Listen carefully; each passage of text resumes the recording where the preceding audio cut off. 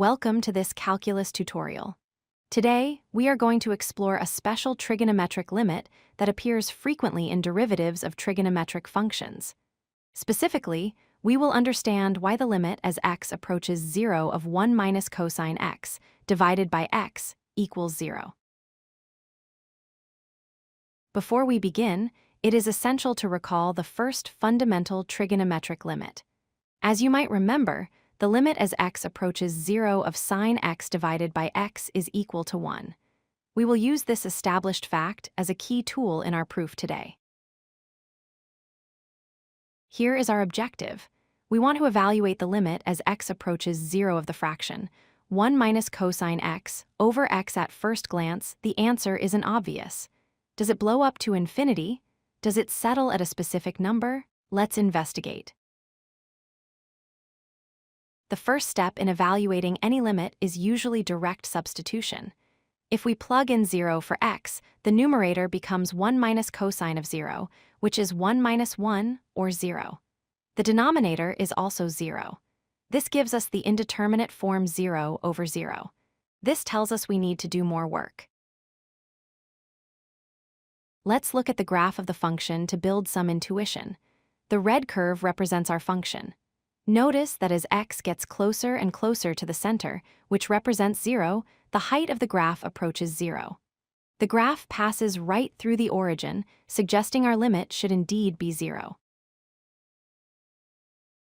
To prove this algebraically, we need to manipulate the expression to remove the 0 over 0 problem. A very effective strategy here is to multiply by the conjugate. We will multiply both the numerator and the denominator by 1 plus cosine x.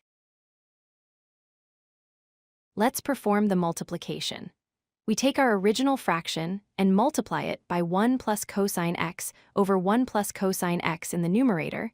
We now have the product of 1 minus cosine x and 1 plus cosine x. The denominator becomes x times the quantity 1 plus cosine x. Now, look at the numerator. The product of 1 minus cosine x and 1 plus cosine x is a difference of squares, which simplifies to 1 minus cosine squared x from the Pythagorean identity. We know that 1 minus cosine squared x is equal to sine squared x, so our numerator is now just sine squared x. We can now rewrite the limit. We have sine squared x in the numerator, which is just sine x times sine x. We can split this fraction into two separate factors. The first is sine x over x, and the second is sine x over 1 plus cosine x. We can then take the limit of each factor separately. Now we evaluate the two parts. The first part is the limit of sine x over x, which we know is equal to 1. The second part is the limit of sine x over 1 plus cosine x. We can solve this by direct substitution. Sine of 0 is 0, and cosine of 0 is 1. This gives us 0 divided by 2, which is simply 0. Putting it all together, we multiply the results of the two parts. 1 multiplied by 0 equals 0. Therefore, we have proven that the limit as x approaches 0 of 1 minus cosine x divided by x is indeed 0. To summarize, direct substitution gave us an indeterminate form. By multiplying by the conjugate, we transformed the expression into one containing sine squared x. This allowed us to use the known limit of sine x over x to find the final answer. Thank you for watching. If you like this video, hit that like button and don't forget to subscribe. Visit codelucky.com for more such useful content.